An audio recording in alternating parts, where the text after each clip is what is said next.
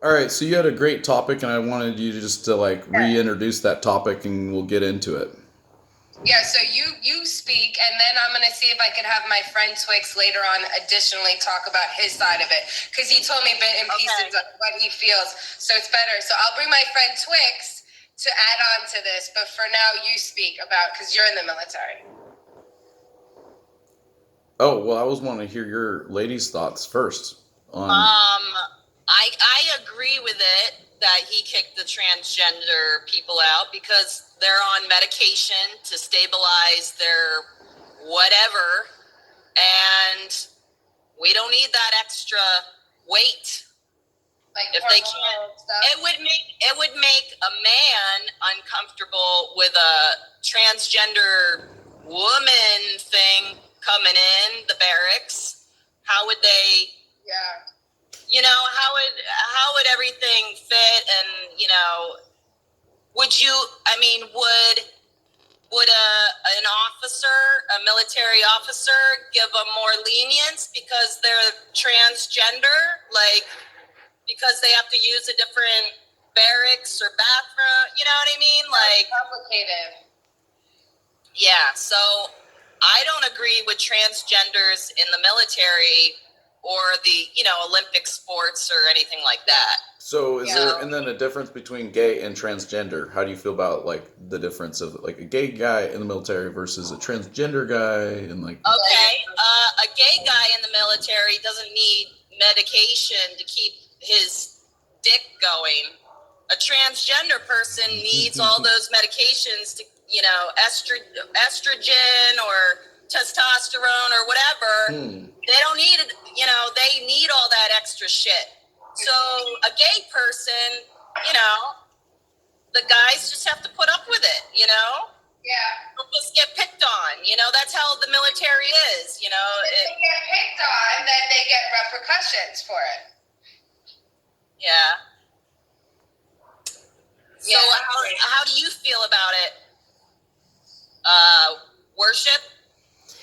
Well, I find it confusing considering like Alexander the Great. I think he was gay, and the Spartans, like many of them, they practiced gay practices and or were gay.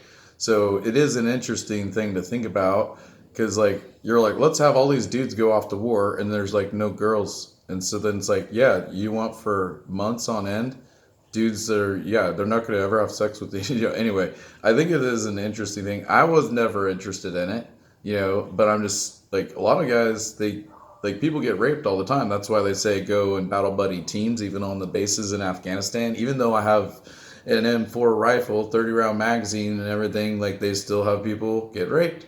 So it's like, wow. Yeah, that's why I'm not like predators are the most scary people on earth, and sex predator of any kind, they'll do whatever, and they don't care how intimidating whatever is. It's like dealing with a bear that thinks they can eat anything in front of it, and it's like you're dealing with an animal.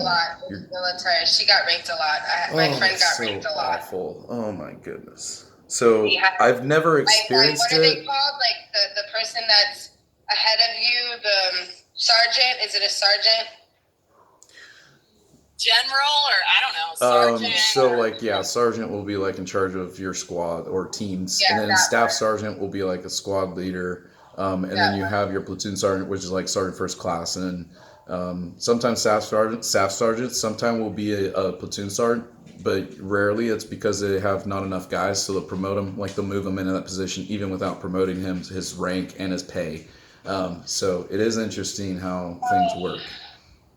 She had a helicopter crash.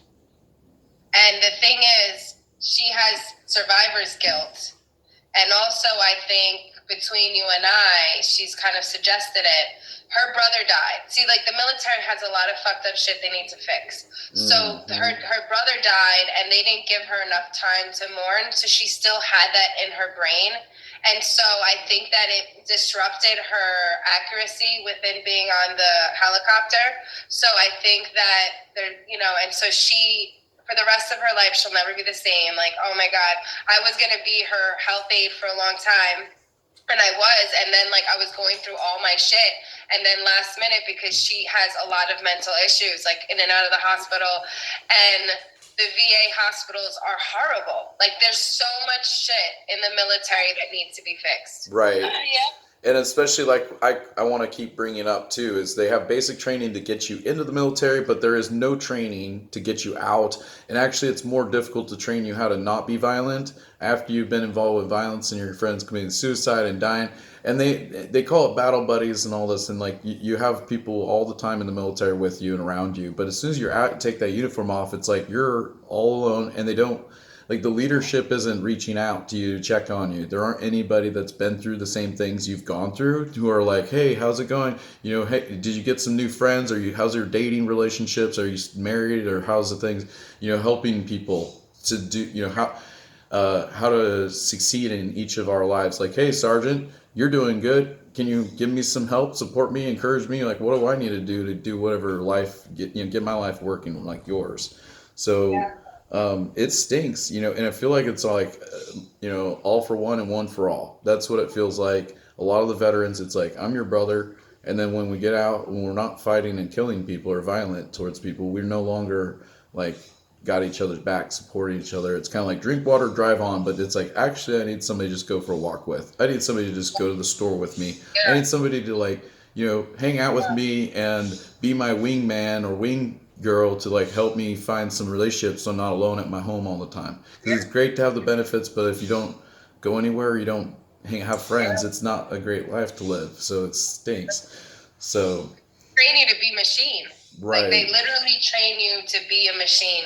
And if you did statistics on how many men commit suicide or do things to their families, like, there's some cases they kill their families and kill themselves. Like, Right. like they get PTSD. Like, those are extreme cases. But I'm just saying, like what happens to these men after you treat them, or what about these women? Like, my friend will never be okay for the rest of her life.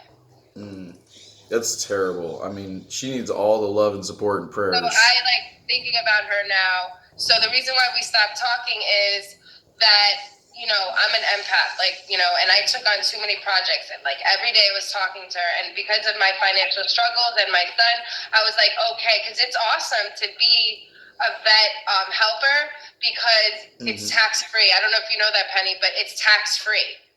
Like, you mean like a caretaker, or? Yeah, there's a program where you don't have to pay taxes. And like, you get paid. It's like your job to help the disabled veteran. Is that only in New York? Because I've been a caretaker before.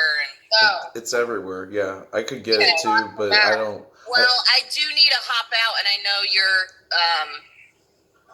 recording and stuff. So yeah, no problem. Well, then it's good that you're here. Yeah. We'll see you next time on the show, and we enjoy every bit. Yep. I'll always be back. You're always with us, even if you aren't. Yep. Thank you.